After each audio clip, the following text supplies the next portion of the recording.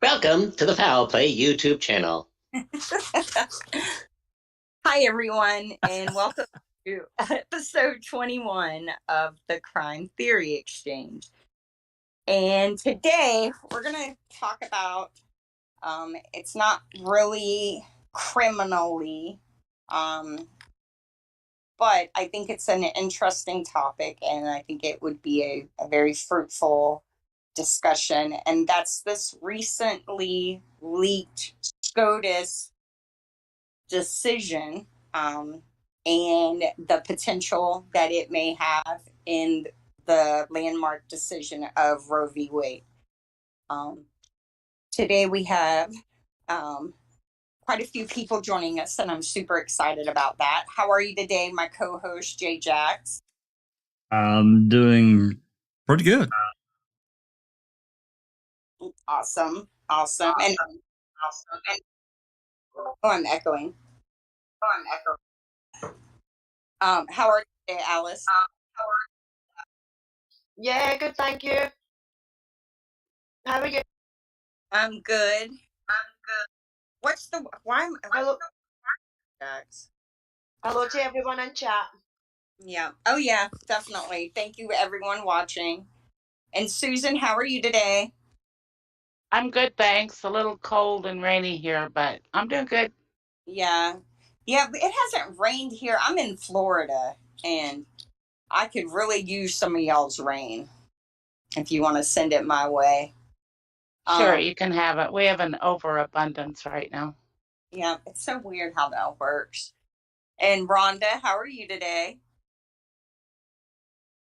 Doing well, thank you. Hello to everyone on the panel and everyone in chat. Like Susan, we have kind of had a reverse back to winter here, and it's been cold and rainy for a week or more now, so brr. Yeah, definitely. Definitely. And Sapper Cop, thank you for coming. How are you? Oh, fantastic. Working as usual. Yeah. Yeah, this so I guess this leaked document, I think it's 96 pages. There'll be a link in the description to it if anyone wants to read it. It is a rough draft, and it was leaked Monday night to an organization called Politico. It's a majority opinion. It was written by Justice Samuel Alito, and it circulated in the SCOTUS court on February 10th. So that little bit of information tells us this was written several months ago. I believe it was written in February. Yeah, it was written in February. So it's February, March, April. It's 3 months old, and I mean, there's so many things we could talk about with it, but I'll open it up to the panel. When you heard about it, what was the first thoughts that you had? I guess would be sabotage. And so explain by that. What do you mean? So when you think about how the Supreme Court operates or is supposed to operate, the key is the sanctity of the court. It's been said many times about many different things that the Supreme Court needs to, the judges specifically, need to be able to talk to each other, hold conversations, debates, and everything, with each other within the sanctity of the court, which means they have to be able to talk freely among each other in order to do what they do. What this breach has done is violated that.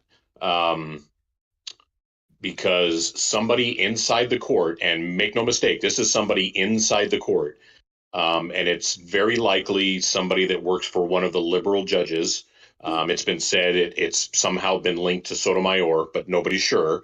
But somebody decided that their own personal values was worth more than the sanctity of the court. And that's why they leaked this to Politico, which is a left-leaning, quote-unquote, journalistic organization.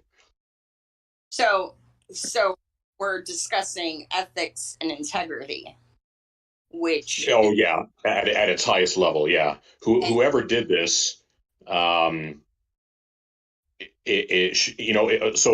let me make something clear. This wasn't a criminal offense because there's no crime against leaking a document. But if the person that did this is a lawyer, they will be disbarred, and they will very likely never practice law again. and it's so Roe v. Wade on its face has nothing to do with criminal process of law. Okay. No. Yet we have been discussing the Stephen Avery case for years now. And one of the things we are constantly talking about is the unethical and lack of integrity and the just complete lack of morals that we see with anyone representing the state of Wisconsin. And I find this interesting because now we know that the Supreme Court is also dealing with these issues, and that's the sovereign court of the land, right? They're the precedent setters. All cases end at the Supreme Court. I mean, look what happened to Brendan. They didn't even they chose not to even hear his case, and that pretty much effectively just that was it. And so if the court isn't ethical, how in the heck do we expect police officers and local judges to be ethical? Yeah, this was done. This was not random. I'll put it that way. This was coordinated, and there was a definite agenda behind it, because you'll notice how quickly things blew up as soon as that hit. I mean, we're talking within hours. Biden was already putting out a statement about the overturn of Roe v. Wade. Within hours, there was already crowds of people at the courthouse steps. So this was not by accident. This was not just somebody, randomly deciding to do this. This was coordinated. Yeah. And I heard something the other day, and I'm going to share it. And I'm not going to make any judgments or I'm just going to repeat what I heard. So I heard that the Democrats are the people who initiated the women's rights movement, not because they thought women needed rights. They recognized that by pushing for women to be independent, working outside of the home and all of that, they then open up the tax dollars to an untaxed percentage of the population. So by starting a movement that women are to be, considered equal to men, you put them in the workforce, and then you are then allowed to capitalize on their work. And it has nothing to do with wanting women to be valued the same as men. It's looking at it from a profit perspective. And I've been chewing on that ever since I heard it, because I can't think of a compelling argument why that isn't true. Because, and I'm not in any way diminishing that we as women are deserving as being treated as equal members of society. That's not what I'm saying at all. What I'm saying is that I think that we are manipulated by people for financial profit, and we don't even realize it. We're like the pawns in a chess game. And I think for me, recognizing that the government is to take care of me, government look out for my that what goes on in politics do with trying to make society better for people, profit, all about making money, and that's their and seizing of other things to make more money. And I think we need to, or for me, I need to distance myself from depending on the government for anything. So, I mean, the whole point is that no man, no court, or anybody else should be able to tell a woman what they can and cannot do with their fucking bodies. It's the woman that has to carry the child. It's the woman that gets sexually assaulted. It's the woman that gets raped and falls pregnant with a rapist baby. Who the fuck is it for anybody to tell that woman that she cannot get rid of her rapist baby, her being molested by her father or whatever, her brother, uncle, whatever, and not being able to get rid of that baby, and anybody that helps her to get rid of that baby can also be punished? No. What fucking world are we living in this day if people in government or courts or whatever can tell us what we can do with our own bodies? I'm sorry, I just don't agree with it, and I never will agree with it. It is up to the woman and the woman only. I mean, if they're in a partnership and the father is involved as well, and they decide that that's what they want to do, then that is their choice. If a woman who is with a partner and the partner leaves her and doesn't give a fuck about what happens, that is the woman's choice. Same as it is the woman's choice to keep that child. The thing I don't agree with is going to maybe 20, 30 weeks or whatever and then deciding, no, you want an abortion. I don't agree with that. Carry the kid to term and then put it up for adoption, give it to a family who can, or something like that. I just don't agree with other people deciding what a woman can do with her body. It is wrong on so many levels, in my opinion, and nothing is going to change my mind on that. When I seen what they were doing, what they're trying to do with that Roe versus Wade, it is disgusting. And politics and everything like that shouldn't come in here. It is a woman's right and a woman's alone. So you're in period, in my opinion. You're in Scotland. Yeah. What is law about abortion in Scotland? That I'm not 100% sure on, Christina.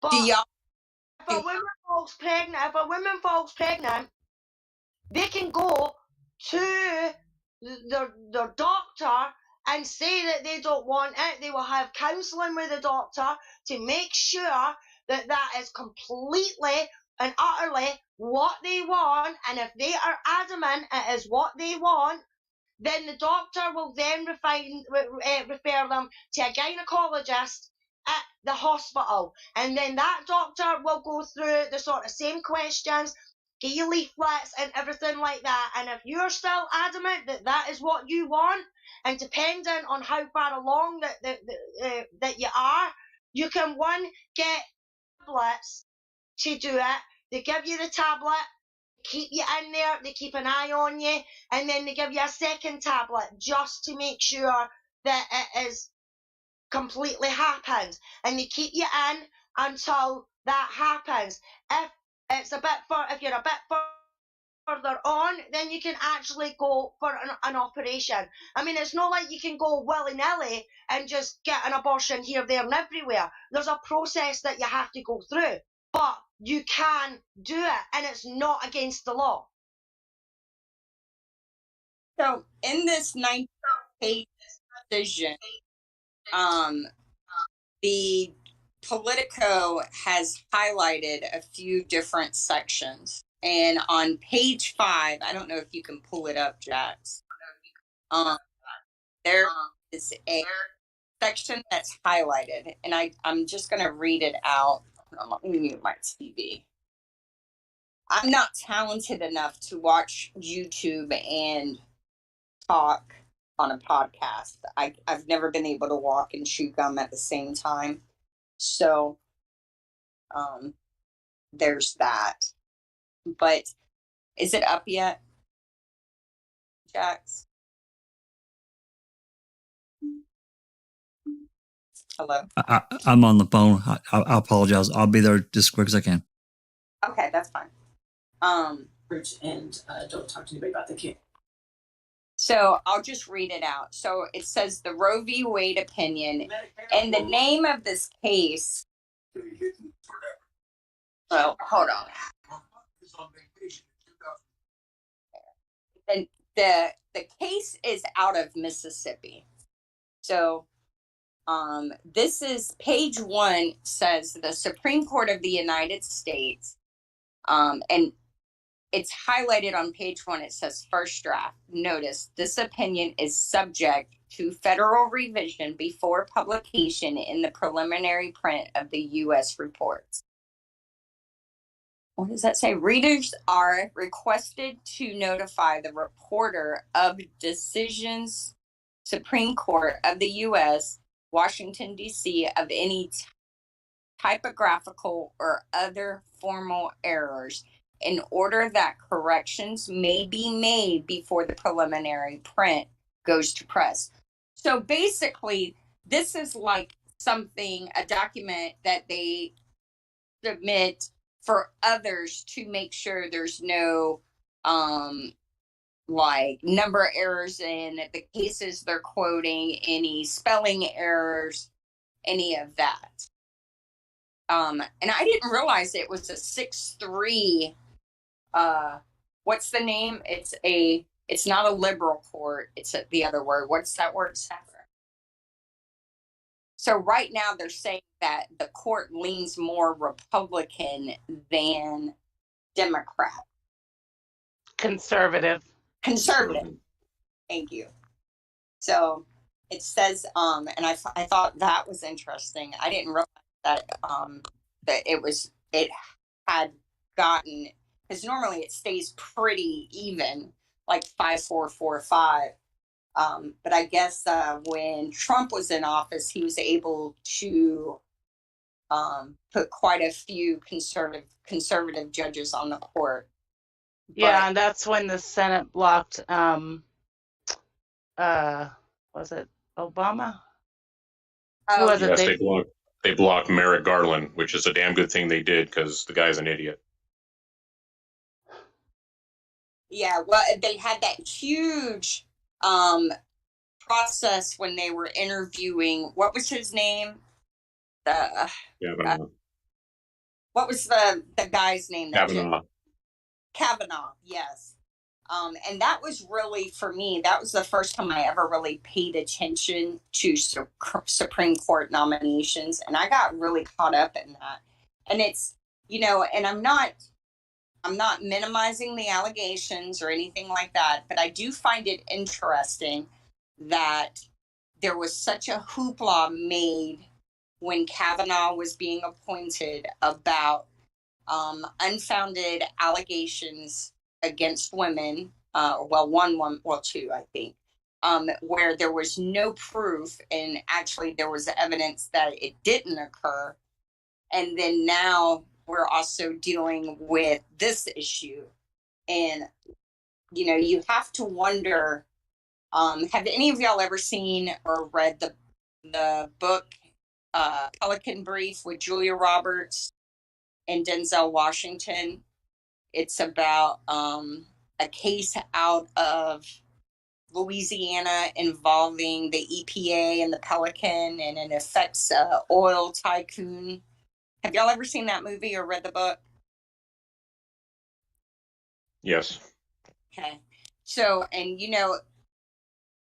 people in the book, in the movie, to try and influence the court, this oil tycoon actually paid someone to execute Supreme Court justices to put a court in place that would be favorable to his case. And I guess when there's a lot of money at stake, when there is a potential, like this case has, I don't know. It's really weird because if you look at, there's been legislation in Maryland, legislation in California, and I believe legislation in Washington that they're trying to make a death of a newborn up to, I think the oldest is 28 days. Instead of that death, having an autopsy and having a coroner confirm the cause of death, they want to be able to say that it was like not a viable life. They want to, instead of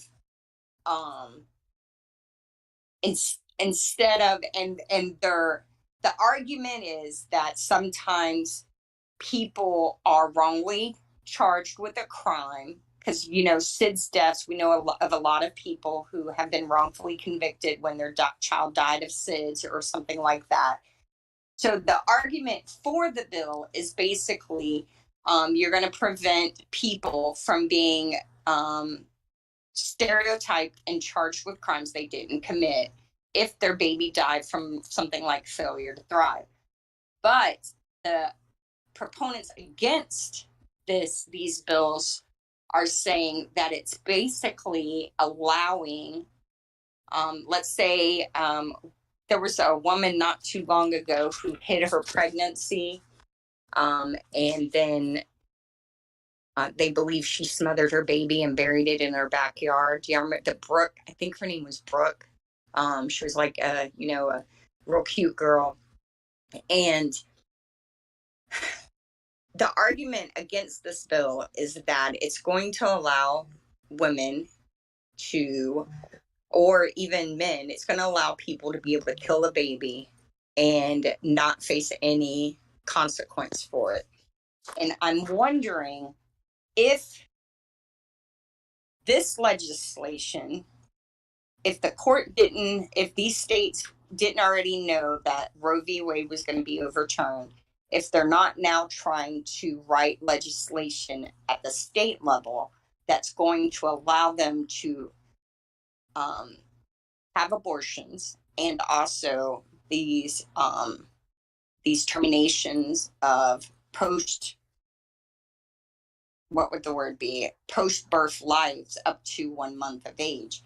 And I think once you start getting into those waters, who determines that 28 days is when that should be cut off? Because some babies, like I had a nephew who his first year of life, he struggled to gain weight. He just did not want to eat. It was awful. And thankfully he survived. But what if we hadn't been aggressive in making sure he ate and all of that? And let's say he died at 3 months. You're opening a door by saying that up to a month old, a baby can be killed and no legal consequence. It's very rough waters. I think the first thing that has to be established is, does everybody even understand what quote unquote overturning Roe v. Wade actually means? It doesn't mean abortion is banned. No. All that overturning Roe v. Wade does is pushes the decisions back to the states where it should have been the whole time. Yeah. And I think the federal government should have never been responsible for determining or making that kind of decision. That's all this does. So I don't know why people are in such an uproar. because if Roe v. Wade is overturned and the decision goes back to the state, if you don't like a decision your state has made or a law that your state has made, guess what? You get to vote somebody else in that can do it. The Supreme Court, you can't do that. The Supreme Court's there for life. So if you don't like their decision, it's tough. You don't get to do anything about it. Yeah, but the thing is though, Sapper, is we're getting put back to the states. A lot of these states have came out and said that they are going to ban abortions, and they're also going to bring in laws for anybody who helps, including the doctor who could do it. You know what I mean? Which is ridiculous. It is not up to the doctor. It is not up to a judge. It is not up to a state to decide whether a woman can get have the one that's going to have to deliver it. It shouldn't be up to anybody else, and no force. So not to be able to help a woman in that situation.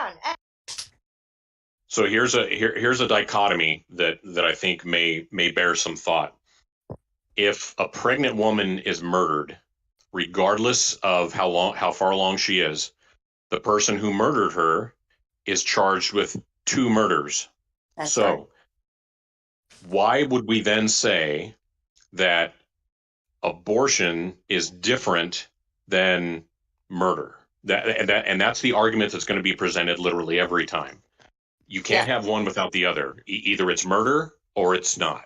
So you're going to have proponents that say, okay, if abortion is okay, if killing a child legally via abortion is okay, then somebody who murders a pregnant woman should not be charged with the murder of the fetus. That's right. How do you decide between the two?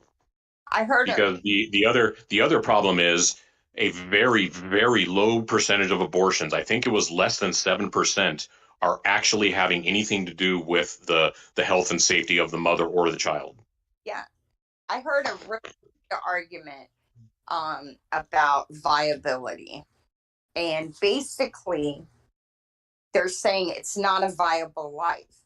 Well, who determines when a child's life is viable? Because any of us who have had children know that until they're 18, and sometimes even after that, I mean, but especially like the first 5 years of life, without having a parent to take care of them, they are not capable of taking care of themselves. They're just not. So the viability of life argument also fails, because a life isn't viable until a person, if we're going to use the viability argument, a life is not viable until the person can fend for themselves, and a child cannot do that. But I found this interesting. On page 5, Jax is on the phone, but I'm going to go ahead and read it. It's highlighted, and what it says is, we hold that Roe and Casey must be overruled.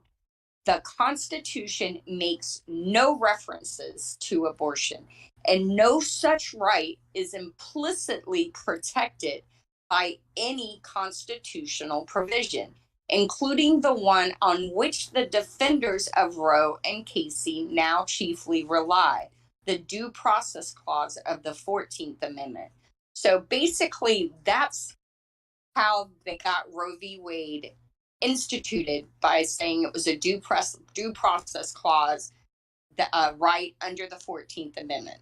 That provision has been held to guarantee some rights that are not mentioned in the Constitution, but any such right must be deeply rooted in this nation's history and tradition, and implicit in the concept of ordered liberty. So the right to abortion does not fall into this or within this category. Until the latter part of the 20th century, such a right was entirely unknown in American law. Indeed, when the 14th Amendment was adopted, 3/4 of the states made abortion a crime at all stages of pregnancy. The abortion right is also critically different from any other right that this court has held to fall within the 14th Amendment's protection of liberty. Roe's defenders characterized the abortion right as similar to the rights recognized in past decisions involving matters such as intimate sexual relations, contraception, and marriage, but abortions is fundamentally different, as both Roe and Casey acknowledged, because it destroys what those decisions called fetal life and what the law now before us describes as an unborn human being. So, and here's that word we were discussing before we went live. Stare decisis, thanks to Rhonda, I now know how to say it. Oh, no, I don't. Stare decisis. Is that how you say it? Yeah, yeah, stare decisis. All right. Stare decisis, the doctrine on which Casey's controlling opinion was based, does not compel unending adherence to Roe's abuse of judicial authority. Roe was egregiously wrong from the start. Its reasoning was exceptionally weak, and the decision has had damaging consequences. And far from bringing about a national settlement of the abortion issue, Roe and Casey have inflamed debate and deepened division. It is time to heed the Constitution and return the issue of abortion to the people's elected representatives. This is what Sapper's talking about. The permissibility of abortion and the limitations upon it are to be resolved, like most important questions in our democracy, by citizens trying to persuade one another and then voting. That is what the Constitution and the rule of law demand. So what they're saying is, I think what the court is trying to say, and it's what Sapper is also trying to say, is that the Supreme Court does not need to rule on abortion. This is something that needs to be handled in the state and community where the people live. And it makes sense to me. It really does. There's nothing in the Constitution about abortion. And I think that's what we're seeing with this legislation that's being enacted. Yes, there are several states that are outlawing abortion. Texas is one. I believe Arizona is another. Louisiana, it looks like they're going to also rule that they don't want abortions in their state. So, and I know people who have had abortions. I know people who have had them because it was an unplanned pregnancy. I know people who have had them because it was an abortion because of the sexual assault. And I understand why they were done. And I don't judge anyone for their choice. But I also understand why the Supreme Court doesn't want to be the determining factor of whether abortions are legal or illegal. It's not, it was never even thought, this was not something that was even contemplated. And it goes back to, for me, it goes back to what we talked about before. Women, people of color, prisoners, people with psychological and physical disabilities were not even contemplated when the Constitution was written. We were not considered equal in the eyes of the men writing the Constitution. Okay. We were not considered equal when they were even doing amendments. This because we weren't part of the workforce. So either they need to amend the Constitution and write it in, or they, in my opinion, because we see how people of color and the marginalized in society are profited on and preyed upon by big corporations, I think the Constitution should be scratched and a new one written from, that holds all people, every human being equal, because we are. And if you don't write it in, you're going to have people who can manipulate and twist the words in the Constitution to get what they want, whether it's for human good or personal gain. So it's going to be interesting. It really is. And I also think that I think that it was leaked is a bigger deal than the ruling itself. Like Sapper mentioned, I think that it goes to show that there are people in government that simply do not understand, much less respect, morals, ethics, and integrity. And that's a scary thought, that these are people who are literally holding our freedom in their hands. And they think that it's okay to take something like this and leak it because they're not happy with what it says. I saw Jax was back. I am back. Sorry about that. Had an extended phone call with, doctors. So I apologize. I had no idea that was coming. Literally rang right as you were getting going. I'm like, oh my God. Yeah, well, it's important. We got to take care of that. So what do you think about all this? Were you able to listen at all? Just here and there. This goes back to, and I was just a child when Roe v. Wade was, kind of going, and I have not had any chance really to, I've had some chance, I guess, but I haven't read this document because, no matter what we think, and I don't mean this in one direction or another. I think the document was leaked intentionally just to get a temperature of how it was going to fly. That's my personal belief, because you just, this kind of thing, just, if they don't want it out there, it doesn't get out. It just doesn't. This is the Supreme Court. We're not talking about Joe Bob's cop shop down the road here or whatever. I just do that out there.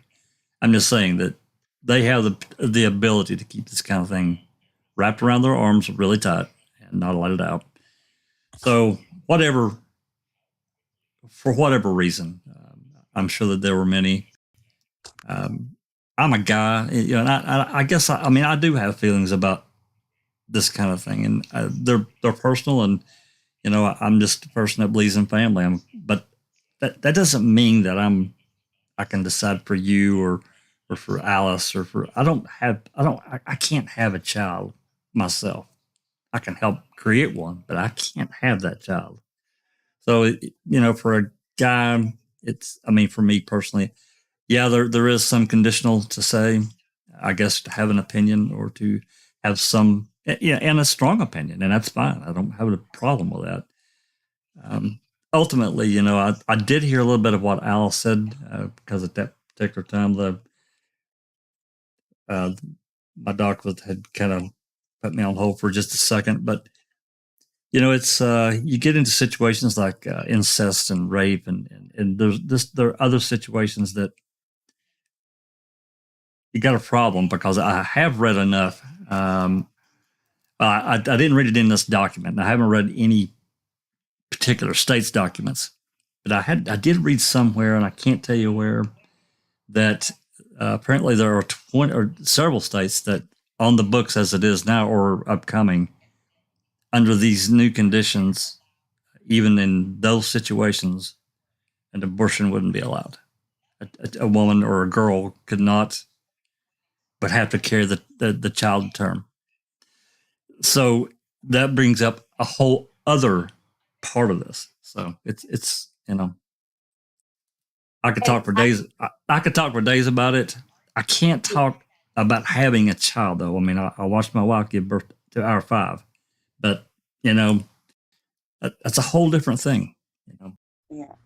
Jasnaz has a good point, and I thought about this too. And they said I would be worried about women going to unlicensed clinics, and I don't know why. It happened a lot. Thinking about remember the back alley coat hanger method That's that right.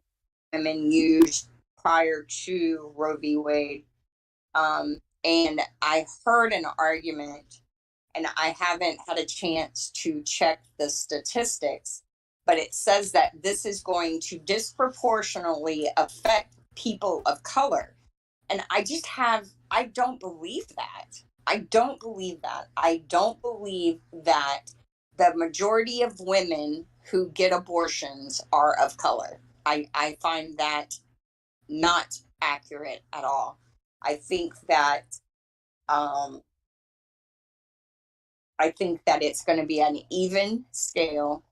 I heard a number somewhere like there were 16 million abortions performed last year in the United States. I don't know if that's accurate. And you can't tell me that over 30 million of those were people of color. I think that it is going to be much more even keel. And I found I agree, Chris. I agree with you, Christy. It's not just one certain part of the population. It is all of it.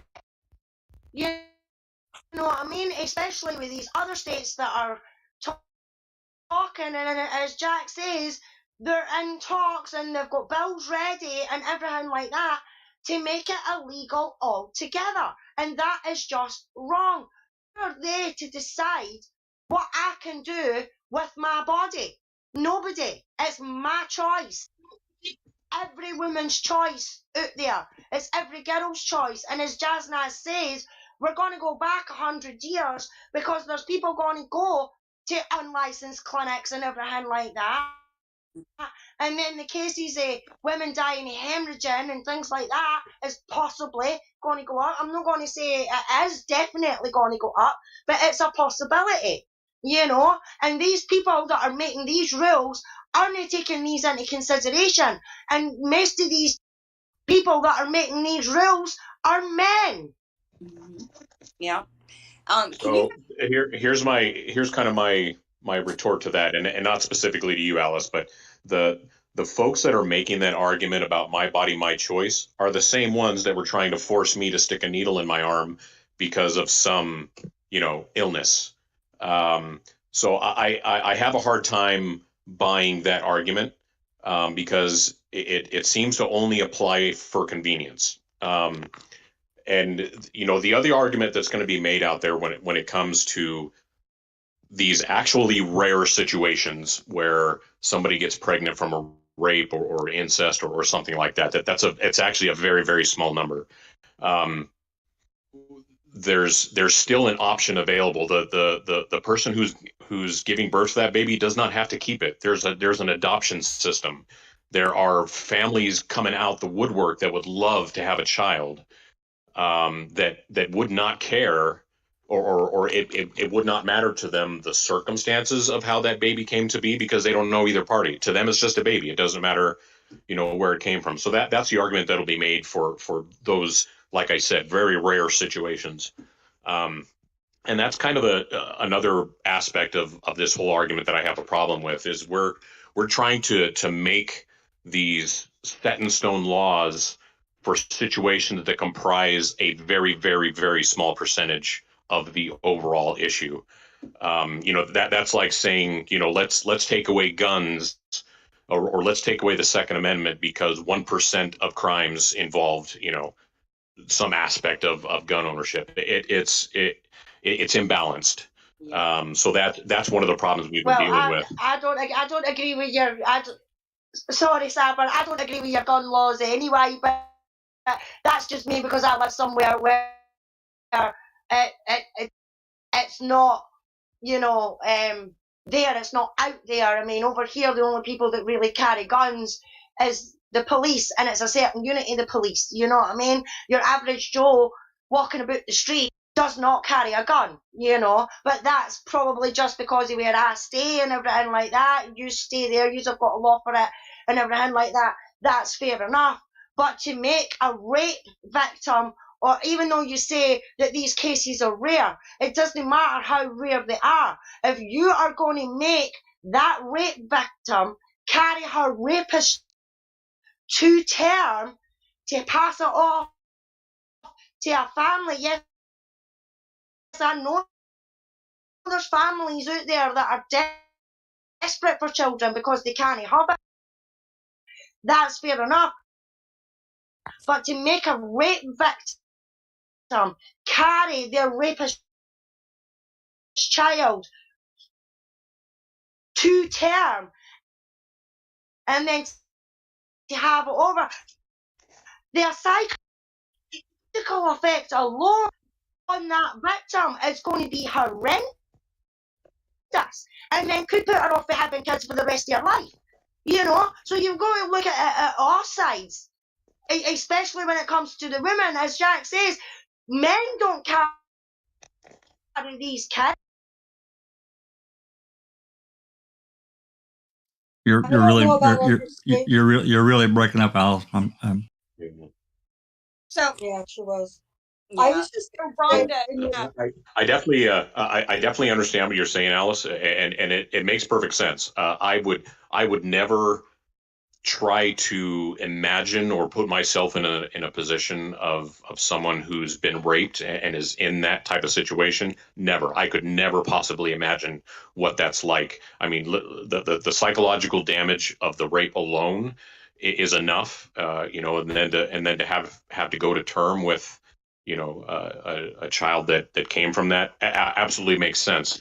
But I think you'd still have to fend with the argument of at what point does it not become murder in killing that child? Because that's what you're doing. You're killing a child, especially in there's several states, and I don't know which ones they are off the top of my head, but several states that allow abortion up to the point of birth. yes. So this person's about to give birth, and they're allowed to still kill that child. I mean, I can't side with that under any circumstance or situation. So, that's why this has become such a powder keg. And Well, when you talk it's about rare, that's is always rare. yeah.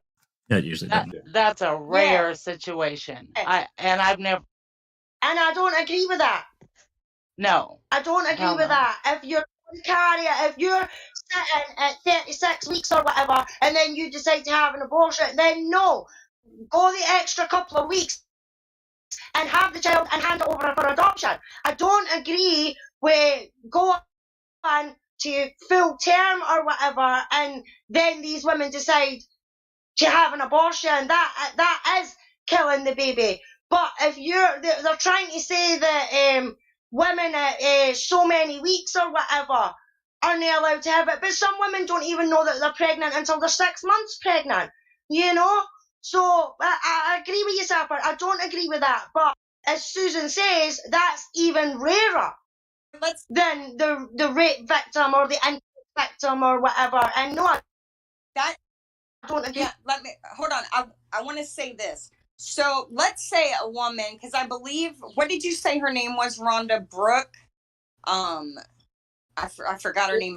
The girl Brooke Richardson. Yeah, Brooke Richardson. So that was her argument. It was that she never knew she was pregnant until she had her baby. Okay. So let a woman, because that happened to me. I didn't realize I was pregnant till I was 23 weeks. I was in a very toxic domestic violence relationship. I was young. I was going back and forth trying to make it work. It was my third child. And I had a 2-year-old and a 7-year-old that was very active in all the sports we're taught to put our kids in. And I didn't find out I was pregnant till I was 23 weeks. And as soon as his father found out, he found a clinic that would take care of the problem. I think it was like $800. And I said, there's no way. Because what happened was I felt him kick and I took a pregnancy test. And I was like, I'm like, no, I couldn't, no, just, it ain't happening. And it ended up, it was a terrible relationship. He's my son that's in the Army now. But what's interesting is that a baby, like you're saying, Rhonda, a baby is viable at 23 weeks. So if you find out you're pregnant at 23 weeks and you don't want that child, I think that deciding to,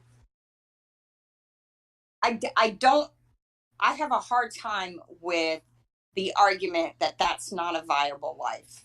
I have a hard time with that argument because I'm sure many of us know of premature babies that have been born at that time who are now living, breathing human beings. And I think that it shouldn't be in the hands of the federal court. Rhonda, I want to hear your thoughts on this. What do you think? And then Susan afterwards. Well, I said in the chat that I wasn't going to comment on this topic at all because I just can't, but it's hard not to. I said in the chat that I have a granddaughter who was born at 24 weeks and she's 12 years old now. And not that her mother was in any, never ever considered this, but I can't imagine if a mother chooses to have an abortion before 24 weeks, then if my granddaughter was able to survive and be 12 years old today, almost 13 actually, there's just that to me means that baby's life was viable by 24 weeks at the very least. So, allowing an abortion, except in the cases of rape or incest, and my state allows for that for sure. Incest, traumatic pregnancies, abortions are allowed, but it makes me sad to think that a baby could be terminated as far as up to 24 weeks, because I know for a fact, and I know many others know as well, that a baby can survive outside of the womb at 24 weeks. So that's all I really want to say. And yes, I agree with everything that Sapper's saying, and I agree with everything that Alice is saying too. It's just, this is just a big clusterfuck. It is. What do you think about the leak of the document? I'm disgusted by the leak. I mean, yeah, this being the topic, I'm disgusted by it. It's so egregious and so like Sapper said, it was, well, my thoughts were it was absolutely intentional and with a purpose. Mm-hmm. And it's disgusting. And then one last question. What do you think about the states that are enacting legislation regarding post-birth deaths of newborns? Doing what? They're enacting legislation which is going to make it possible for, let's say, a woman has a baby, like the Brooke Richardson case. There's not going to be autopsies done on babies that die up to 28 days after birth. They're going to just consider them unviable. Brooke Richardson, I believe, absolutely murdered her child, her baby. I think in an unattended death of a newborn, there absolutely should be autopsy. Yeah. All right. And Susan, what are your thoughts? Before Susan, I've tried everything that I can think of. I think because, I guess, I'm not really sure. I had to minimize my screen right after we started. For whatever reason, I can't get any web page to show. I'm gonna try just a quick test for the PDF file to see if that'll show. Just a regular PDF file. Anyway, go ahead, carry on. All right. Susan, what are your thoughts on this topic? For the most part, I agree with Alice 100%. It should be up to the woman to make that decision. As far as I think there has to be at what point, you know, how many weeks. I think, you know, maybe when a baby is able to be born and survive at that point, you know, maybe it shouldn't be allowed. But you know, the right to choose is big in my mind. Yeah. So on page 15 of the document, I thought this was interesting. It says, until the latter part of the 20th century, there was no support in American law for a constitutional right to obtain an abortion. Zero. None. No state constitutional provision had recognized such a right. Until a few years before Roe was handed down, no federal or state court had recognized such a right, nor had any scholarly treatise of which we are aware. And although law review articles are not reticent about advocating new rights, the earliest article proposing a constitutional right to abortion that has come to our attention was published only a few years before Roe. Not only was there no support for such a constitutional right until shortly before Roe, but abortion had long been a crime in every single state.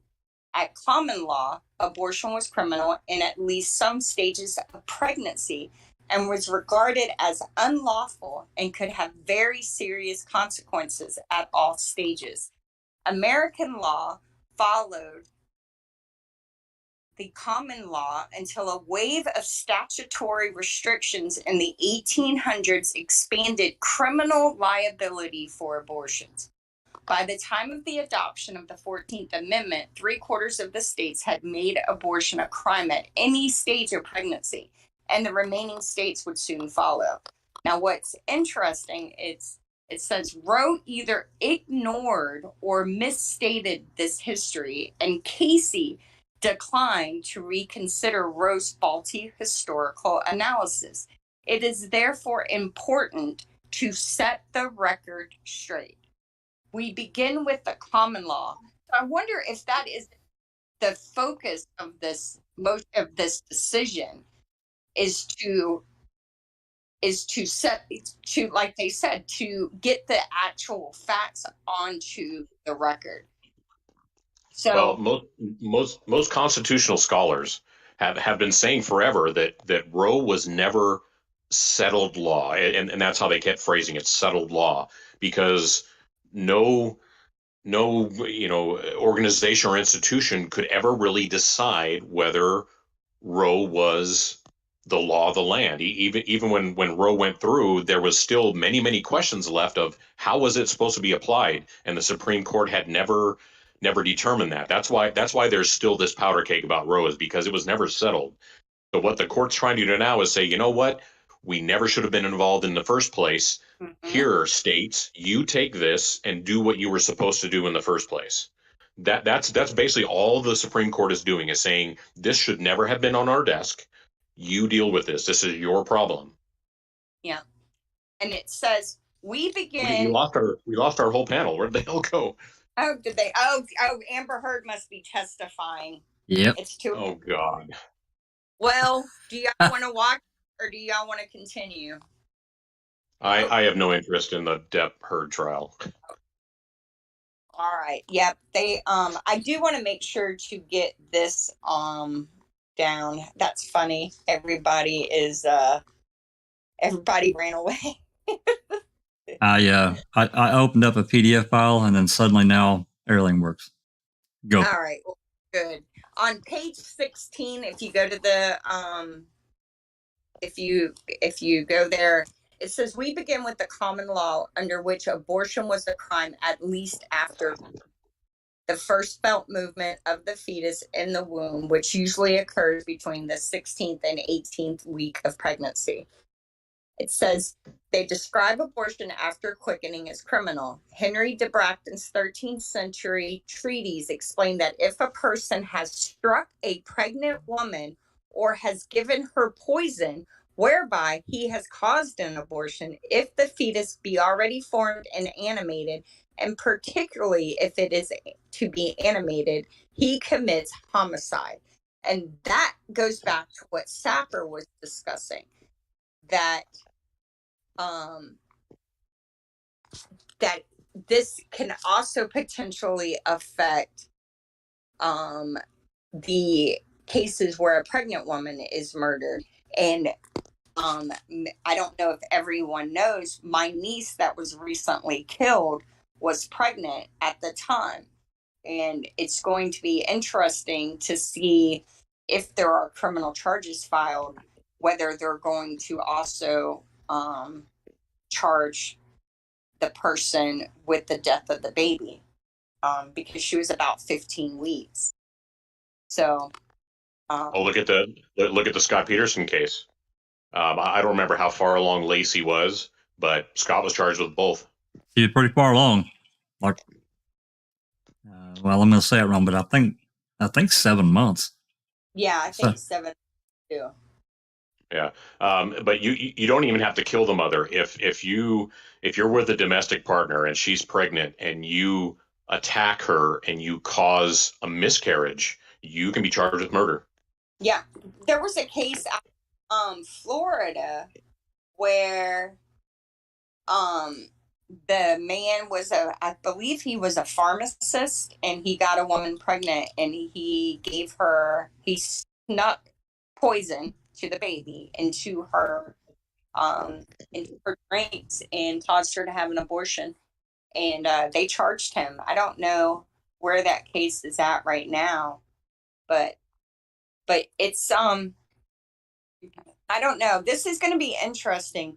I think I understand why people are upset, because Roe v. Wade has been marketed as a huge women's rights case, and I understand that, but I think that the Supreme Court isn't saying abortion should be illegal so much as it's saying that the right to an abortion needs to be handled by the state court. And then that opens up the door again for EDPA, because let's say if something happens and then there's a lawsuit brought about and it goes to the Supreme Court, then the Supreme Court's not going to be able to step in unless the defense attorneys can get around the EDPA. It's like the Supreme Court doesn't want to be responsible for anything. I really lost all faith in our government when Obama released the statement that he couldn't help Stephen Avery. That was like a wake-up call for me about how convoluted the American government is. Because in my opinion, if there is an innocent person in prison, I don't care if they're in state prison or federal prison, if the president of the United States can't get them out, there's a problem. Well, I'm going to jump in on that. I think we set up a dangerous precedent there. However, with that said, I think that in that situation, the president, or even the vice president, should be able to make a phone call and say, this needs to be looked at, and it get looked at, and it get looked at. Even if they can't necessarily open the doors and say, this person needs to have a new trial or whatever. I'm just saying that there should be a mechanism in place. Because I don't disagree entirely. Yeah. And, and the leaking of the document, I think it should be a huge wake up call to what is really going on in the government and just how it has been infiltrated by people who pretend to be ethical, moral, and have integrity, but in reality they're self-serving. They're not working in civil service for the greater good, and they make really brash, poor decisions. And it's pretty.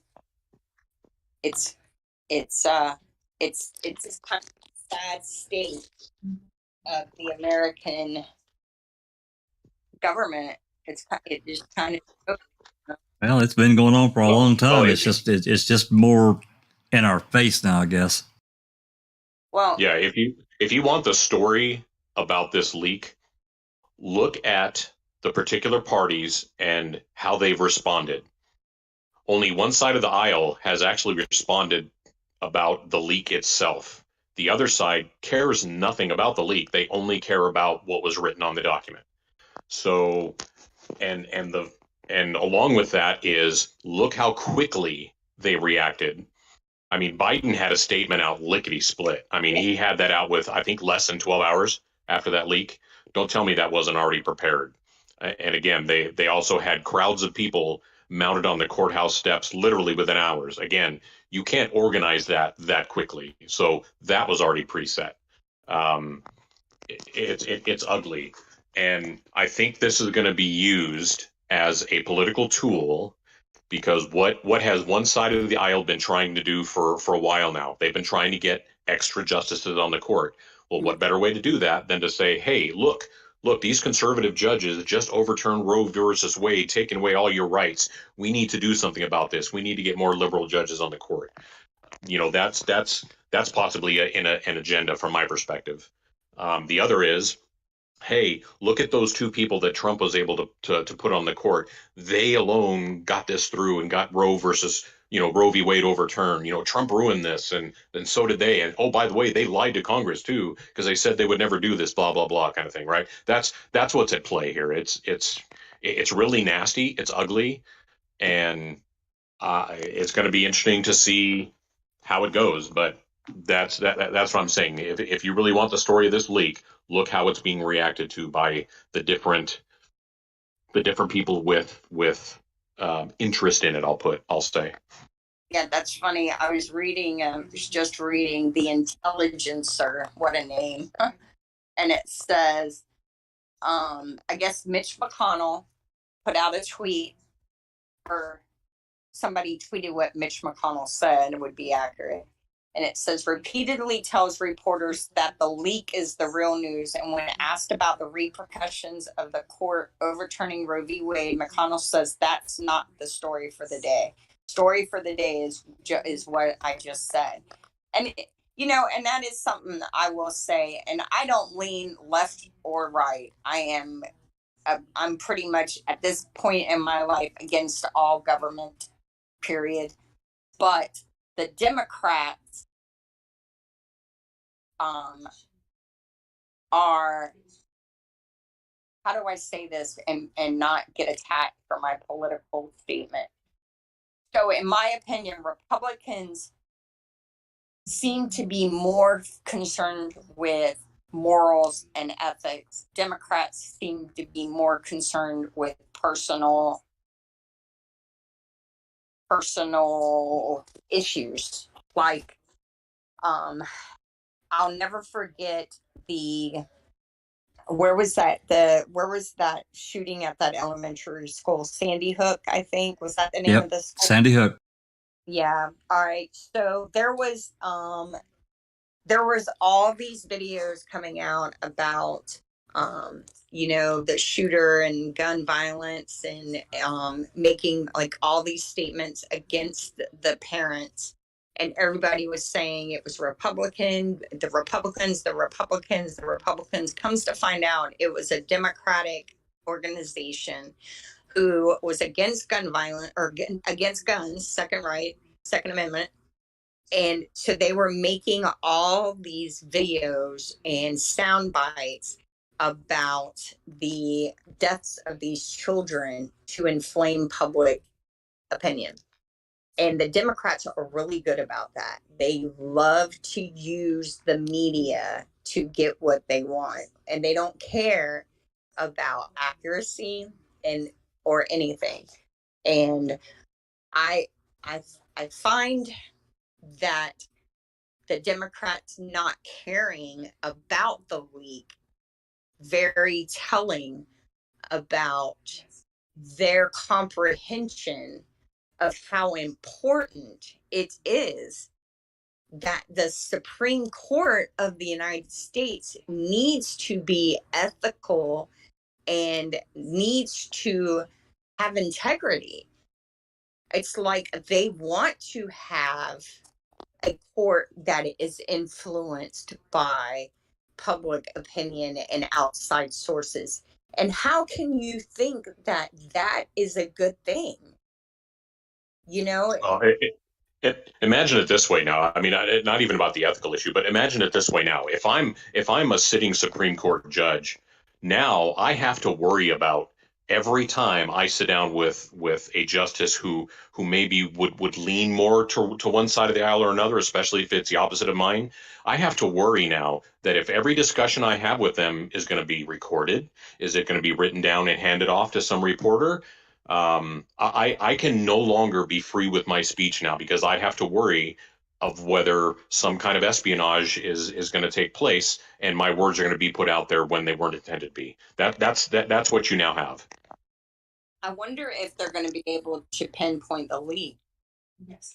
Well, I think that'll be pretty easy, actually, because there's a finite number of employees within the Supreme Court, organization. I think it's fairly easy to rule out a justice having done this specifically. I don't think you can rule out that one of them suggested it be done, but I think one of them having done it, directly or personally is out of the question. So now all you have to focus on is staffers, assistants, and things like that. And depending on where it came from, I think it'll be a fairly easy line to follow.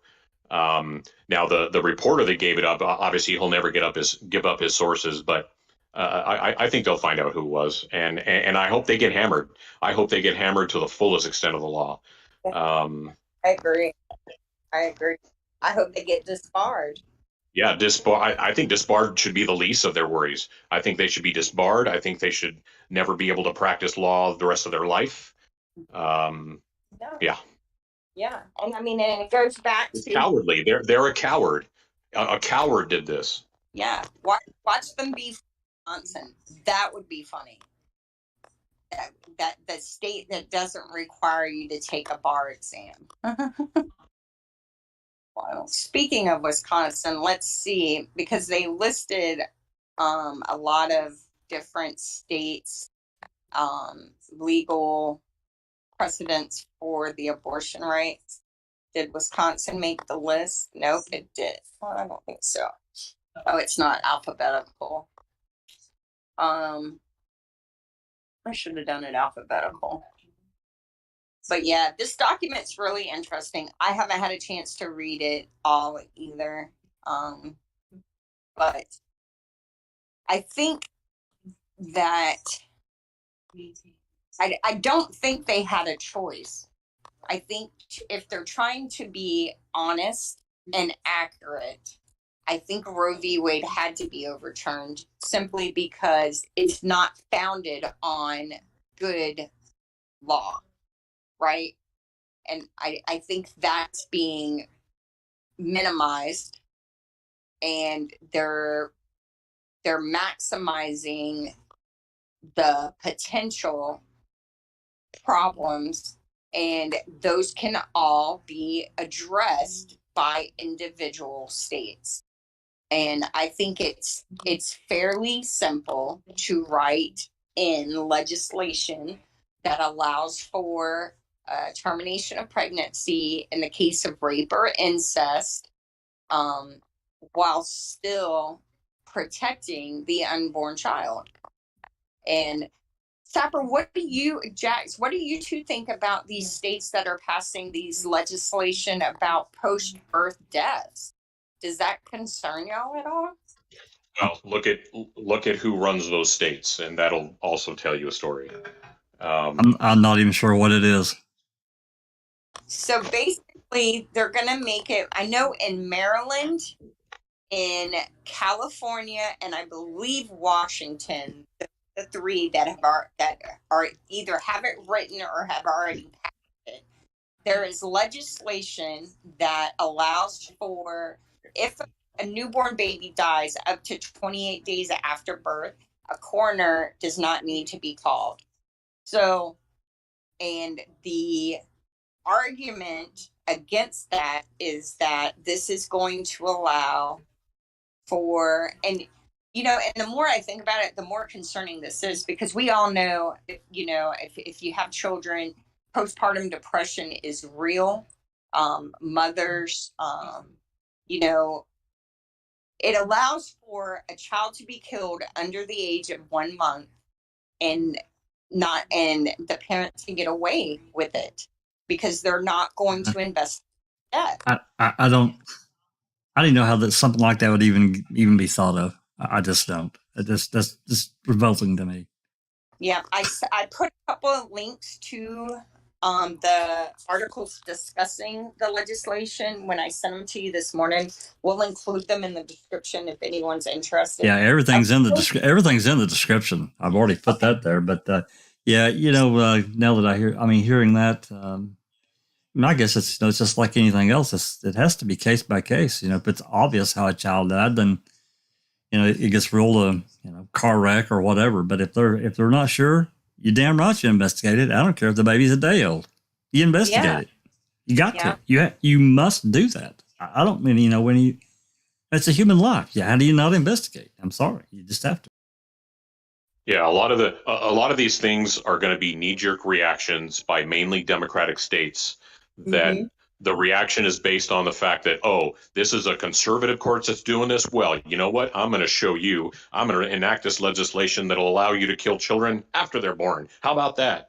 Stick that in your pipe and smoke it. That's what that feels like to me. It's a liberal knee-jerk reaction to something being done by one side of an aisle, or perceived to be by one side of an aisle. And to not put too far of a Democratic hat on it. I've been a Democrat my entire adult life, and I can tell you, any real heart-feeling Democrat would never agree with that. And I agree with you, Sapper. This has got to be more toward the far left liberal kind of thing. I just don't know how. That just doesn't compute in my brain at all. I just don't say anybody could. Any kind of real person could say you just don't investigate a child's death up to 28 days or a month, basically saying, God. Well, I think if you open that door, I don't know if I read this somewhere and then adopted it or if it's just my thinking originally. But if you open the door that 28 days is okay, then you're allowing it to be moved further. And then maybe it'll be 6 months. Maybe it'll be a year. And to me, a day is too much. Yeah, like I said, if it's obvious how a child died, then you close the books on it. But if it's not obvious, you must investigate, because we all know people are bastards, and even if they weren't trying to get around this whole Roe v. Wade thing, there's still bastard people out there that will kill a child just because they're mean. Yeah, exactly. And it's troubling. And then there's a video, I'm just going to mention this because I think it should be mentioned. There's a video circulating on TikTok. A truck driver for an energy company in Maryland that was supposed to take biohazard waste to the electric company to be turned into fuel, opened up the box and found fetal remains. And instead of taking it to the energy company, he instead took it to a pro-right place, and they made a video and it's going around. So basically what they're saying is they are using dead fetuses to power the electricity in Baltimore. And I don't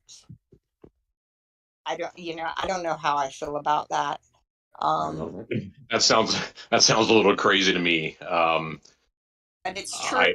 I think I would have to see evidence of that. But you can look at all the stuff that Project Veritas has done with their undercover videos of all the people in Planned Parenthood, to include high-level executives, and that they prove right there that Planned Parenthood sells baby parts. And even if they're used for something like stem cell research, or something that would have some kind of positive benefit, the fact that they're doing that is abhorrent to me.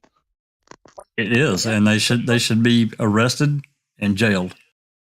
Instead they went after Project Veritas and went out and charged them.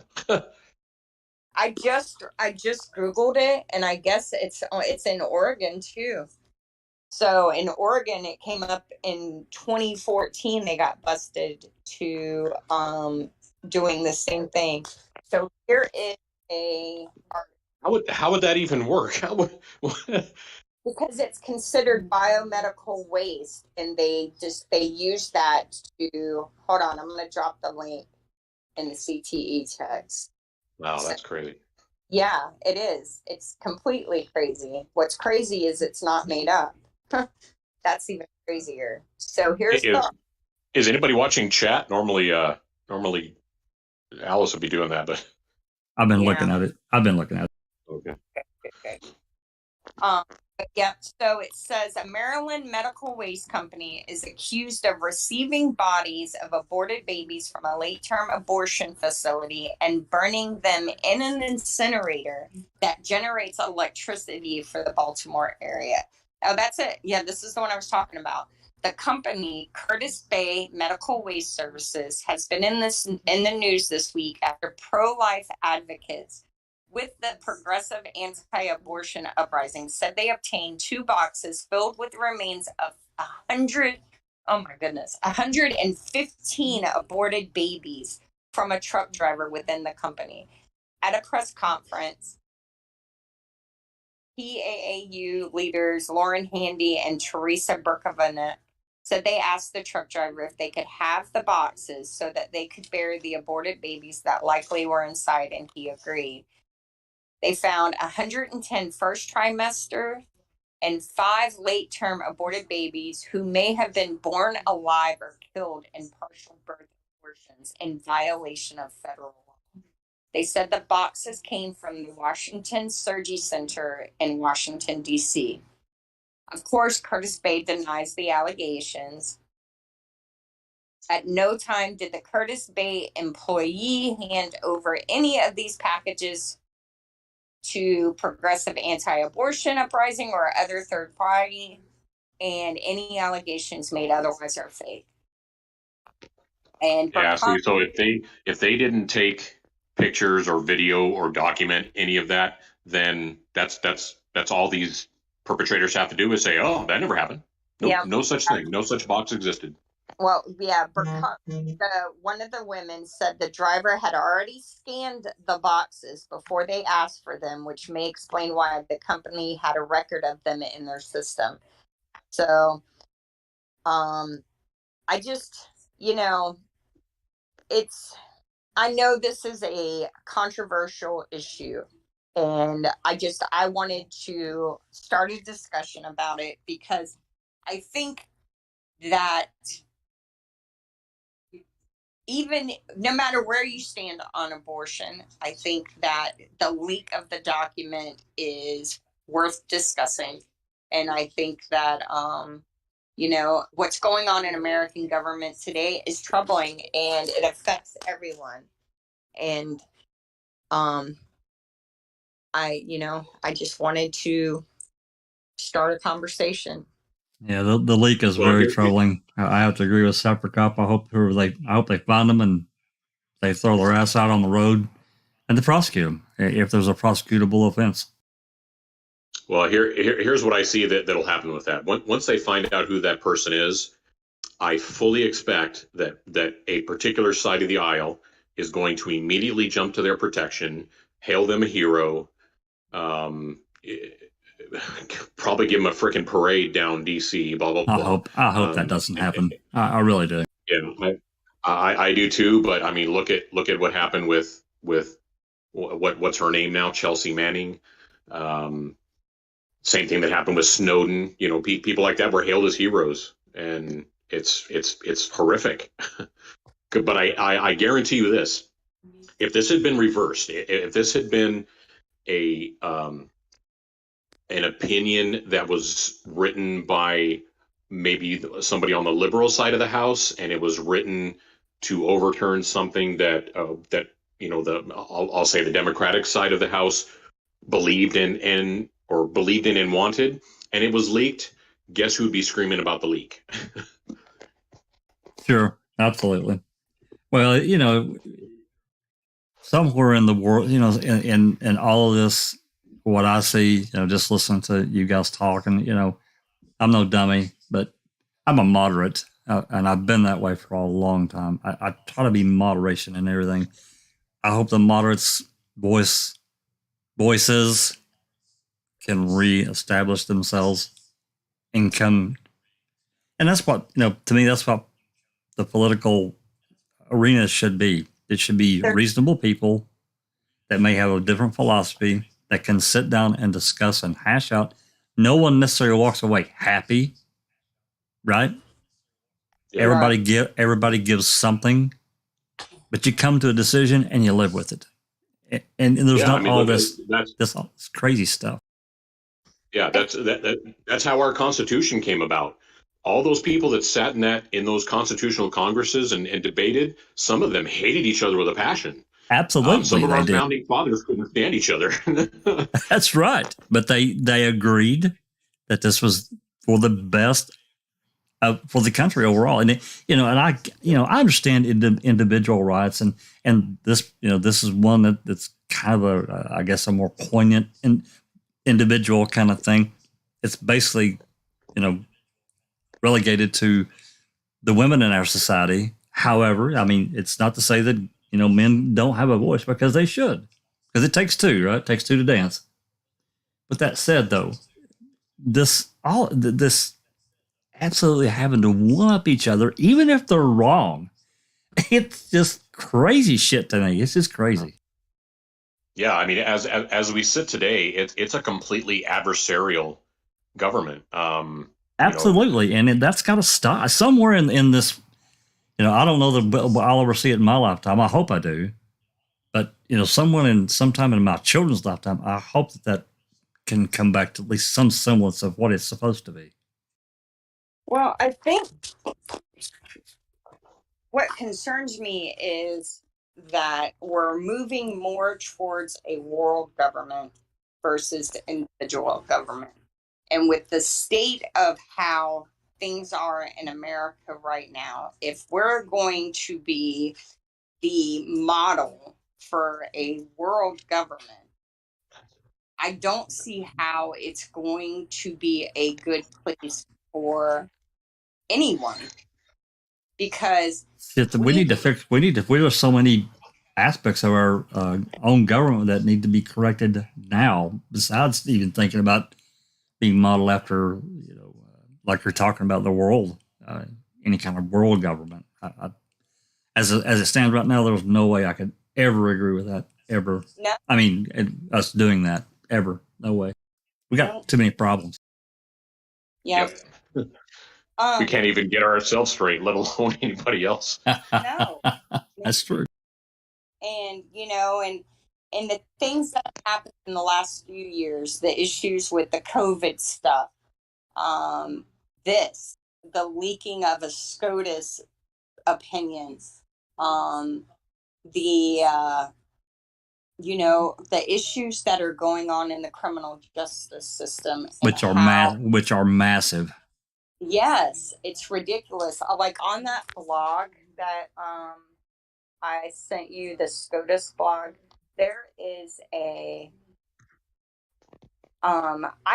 there's like a thing called relisting, and I never even knew about that, but it says, I'm going to read this. It's really, let's see, where's it at? I'm going to read this, and then we're probably going to close. My husband took his CDL test today, and he just tried to, yeah, I'm super excited for him. It's, but it was talking about how these massive times that these cases get rejected and relisted. And then I was like, well, why didn't Brendan's case do that? Like, what is a relist? How do you get a return relist? Why can't Brendan get a return relist? And it just, it's very. Well, I think it comes down to a couple of factors. So Brendan didn't get rejected. Brendan's case just got pushed away. They were not interested in it. Right. If the Supreme Court rejects something, it can't come back. At least not in the same form that it was originally presented. Has to be rewritten. It would have to go back through the complete process and come to them in a different form. All right, here we go. It says, perhaps most interesting for realist nerds, the court granted review in 7-time relist National Park Producers Council v. Ross, involving a dormant Commerce Clause challenge to a California law prohibiting the sale of pork unless the pigs from which it was made, virtually all of which come from outside the state, were raised consistent with the state's restrictive standards. Similar constitutional challenges have been brought against a range of California laws governing subjects from FOIA to low-carbon fuel, but despite a relist or two along the way, the court has taken none of them. The large number of relists suggests some reluctance to take the case, possibly because of the wide range of views that justices have on dormant commerce doctrine. All of this is Greek to me, by the way.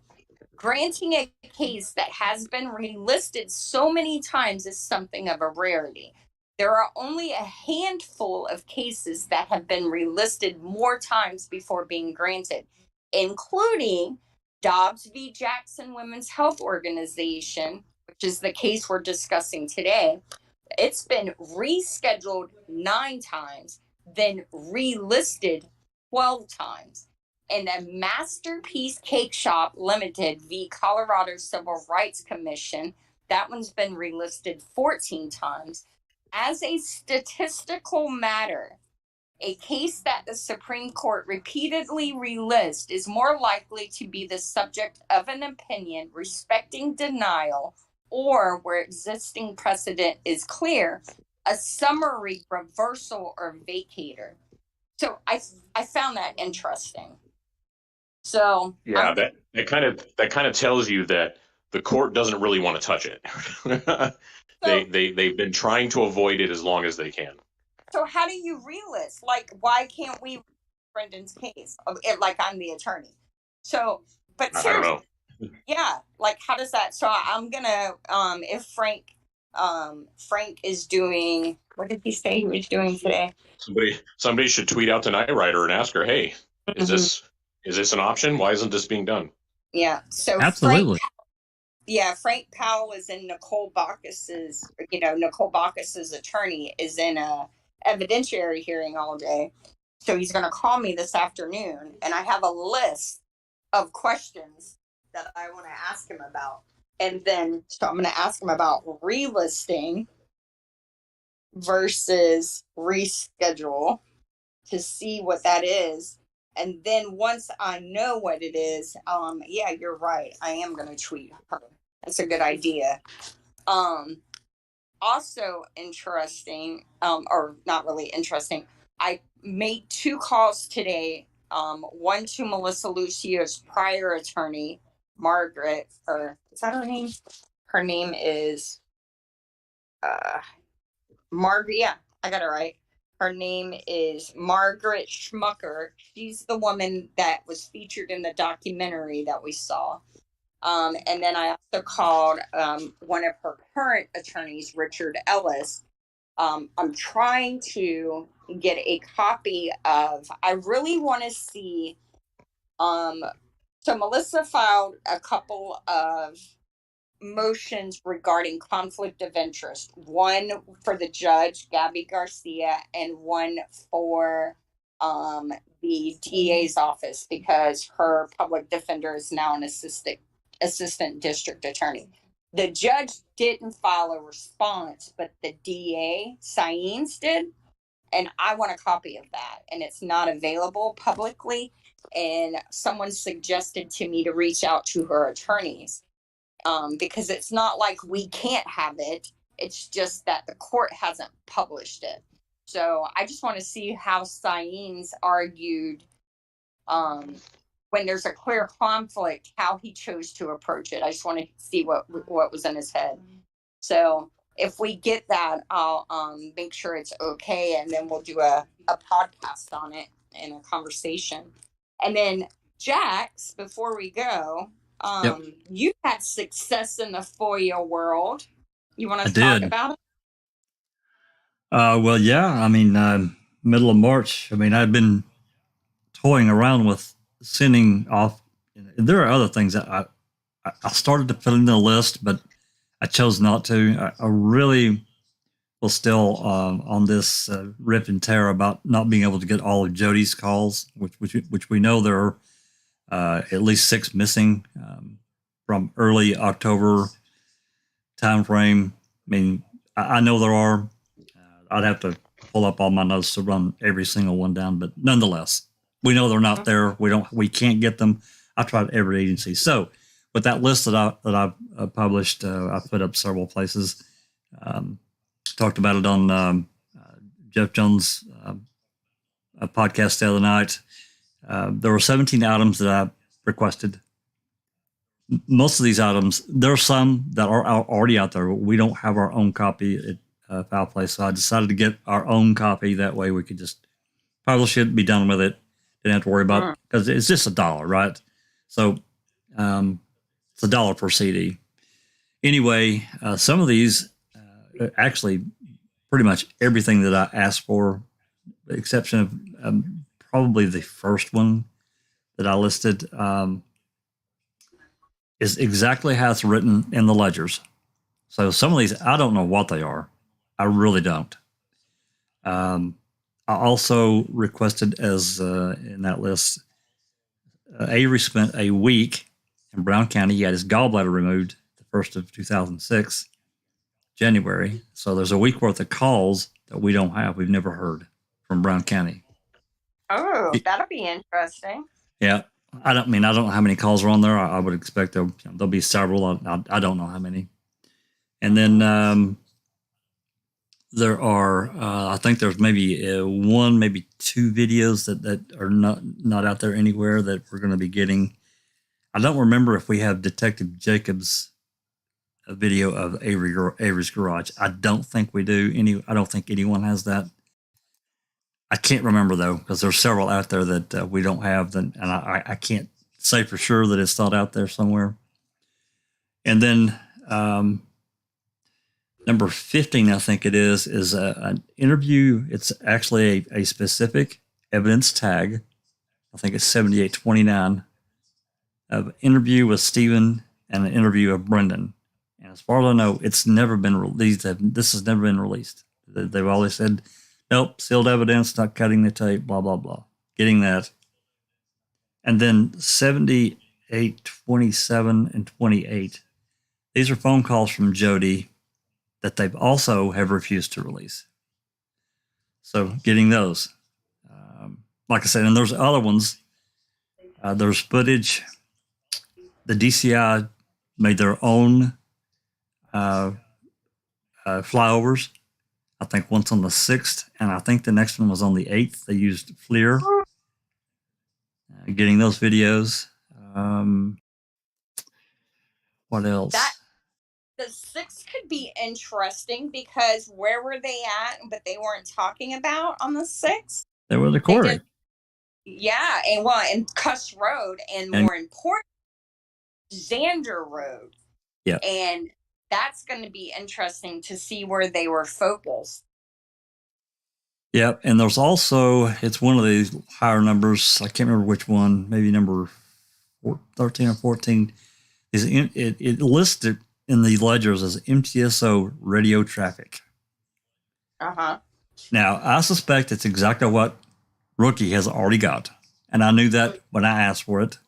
But just in case, there's 32 CDs. There's 35 total. They say they've got 32. I thought, you know what? Let's just make sure. Yeah, exactly. Because you never know what copy you're going to get. That's right. Yep, that could be very helpful. Good God. Well, hats off. Good job. Thank you. Finally. So I'm just waiting. They said that this stuff has to be done offsite somewhere. He didn't indicate where. I'm guessing it's going to take a week or two to get it copied, and hopefully they'll send me a bill for however the shipping is for 50 plus CDs, and have it soon, hopefully. Looks like. Did we lose Sapper? I think we. Oh, okay. All right. Well, I'm gonna close for today. I'm gonna call my husband and see how he did. Well, let me toss this out there real quick. Okay. No matter what side of the aisle you fall on, no matter what political party you may be affiliated with, or religious beliefs or any of that, do your own research. Read the documents yourselves. Do not believe what the media tells you. Do not believe what some joker on the political aisle is telling you. Read your own stuff. There's too many people on Twitter, Facebook, etc. that are just, they're regurgitating whatever they heard on from a media outlet, and 90% of the time they don't even know what they're talking about. So do your own research, read your own documents, and make that decision for yourself. Don't trust somebody else to tell you the truth. 1000% agree. Yeah, if we have not learned anything, I would hope we have all learned from Stephen Avery and Brendan Dassey's wrongful conviction that the media is not reliable for accuracy.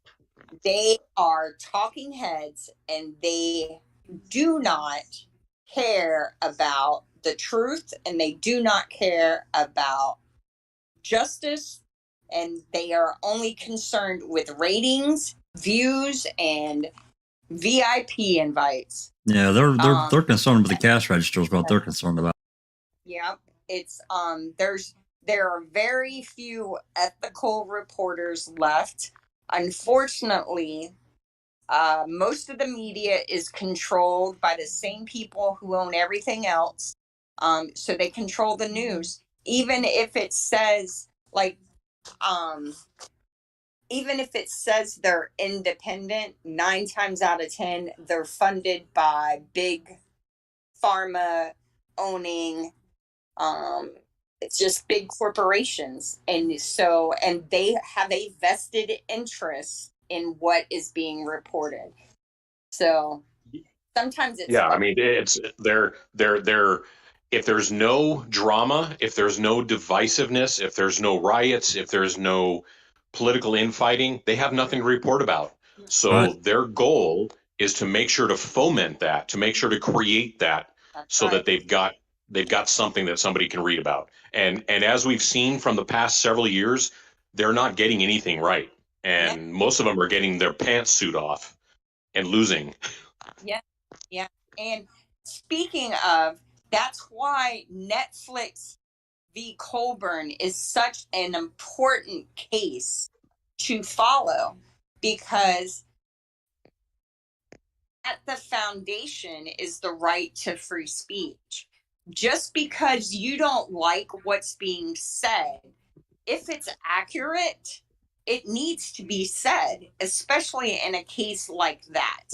And the fact that Wisconsin attorneys are even contemplating, thinking they can sue someone for telling on them is it should scare all of us, because no one in their right mind, especially from Wisconsin, and knows anything about this case ever should have let Colburn think he could sue Netflix. And so the fact that they thought they could sue them scares me.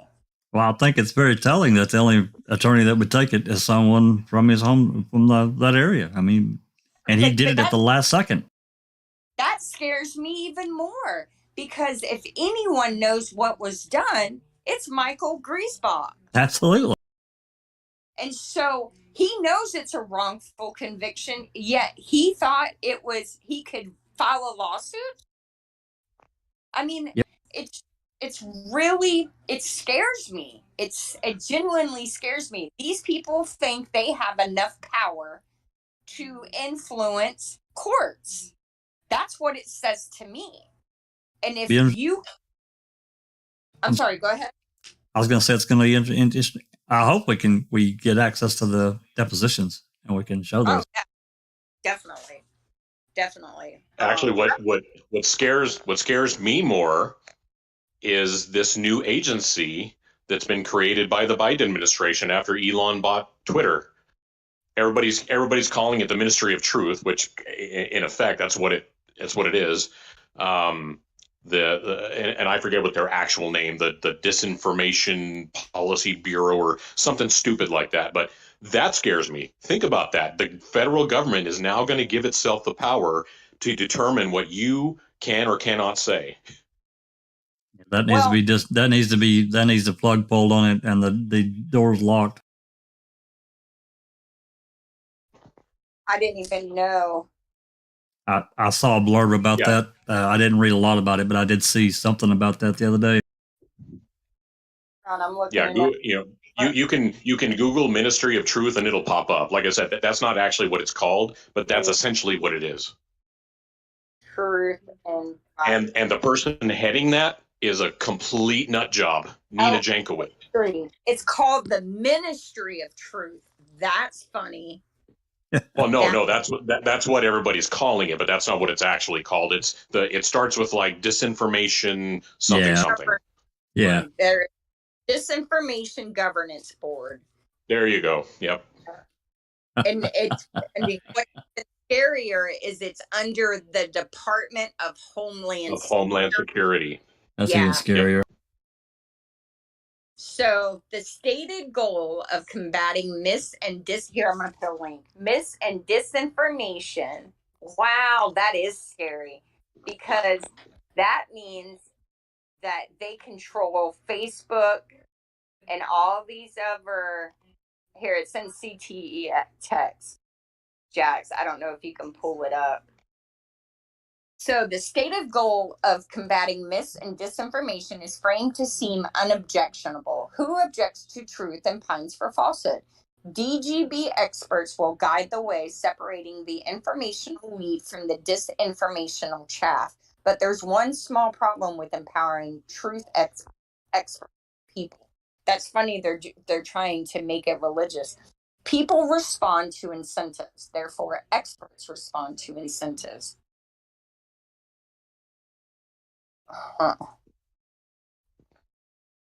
Yeah, wow. and it's laughable because the person that's been put as head of this bureau is particularly someone who has done nothing but misinformation in the last several years. So it's crazy. Yeah, crazy. I didn't even know about this. Thank you, Saffir. Administrative Truth Biden. Yeah, that should scare the hell out of everybody, because they're not playing around. It's not a joke. it's already created, it's already funded, and it's just a matter of what kind of power they're going to be given. So it is. And the fact that it's part of Homeland Security should really, really scare you. So the board is led by Nina Jankowicz. Yeah, Google her and have a good time. Yeah, let's do that right now and get it out on the air so she can come to my house and put me in a black hole. Well, that's what's scary, because if it's part of Homeland Security, if somebody has determined that something you said on Twitter or on Facebook or TikTok or Snapchat or whatever the hell, if they didn't like what you said and they think you're pushing a wrong agenda, does that mean that people with guns are going to show up at your door and arrest you? Yeah, who knows? How far is this going to go? Hey, do you know who Stu Peters is? Either one of y'all? Have y'all ever? I don't. Ring the bell. No. No. Have you seen the doc Watch the Water? Nope. No. Look into it, Sapper. I'd like to hear your thoughts on it. I'll find you a link and send it to you. I posted it in my room a while back or on Crime Theory. But anyway, there are doctors who have an alternative theory of COVID, and they put out this documentary called Watch the Water. And right before he got ready to debut it, they swatted his house. Somebody swatted him. And do y'all know what that is? Like, I guess. Oh, yeah. Oh, yeah. I know what it is. So, and I don't know why that just made me think of that, but that's basically what they're trying. That's really scary. So Jankowicz attended Brown Mare College, double majoring in Russian and political science.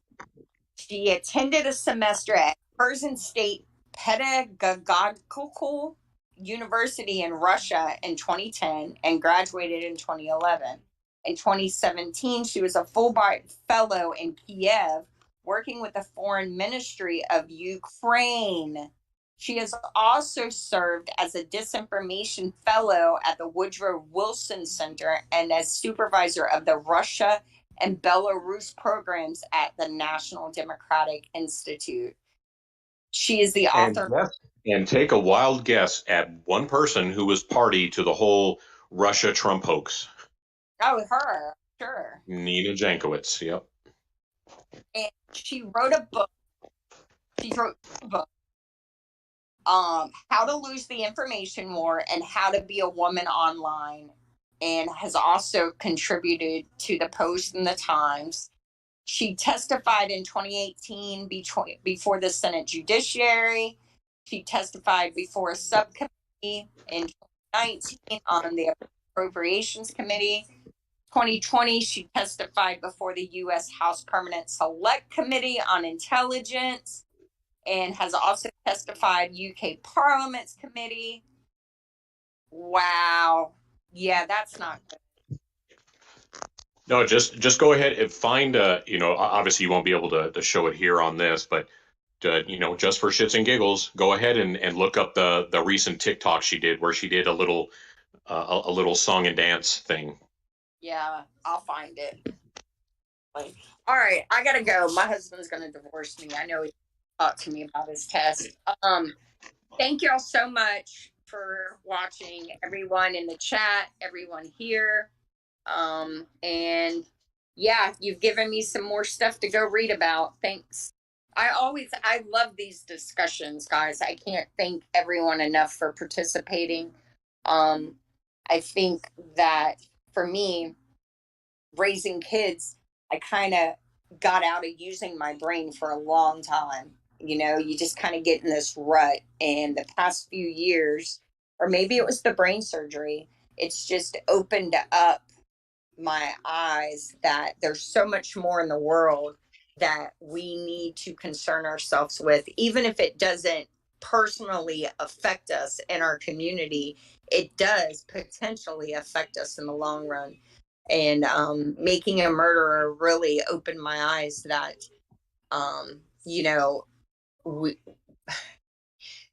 no one should be treated the way Stephen Avery has been treated. And that's why I'm here in 2022 talking about all of this stuff. I credit Making a Murderer, which I have to credit my husband for because he's the one that made me watch it. And I've met some wonderful people like the two gentlemen who didn't leave me for Amber Heard, Sapper Cop and Jay Jacks.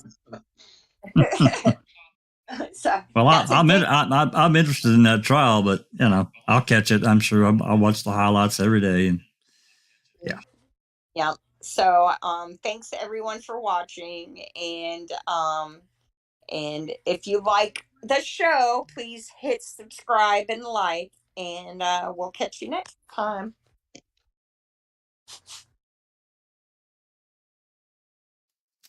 This has been a Foul Play production.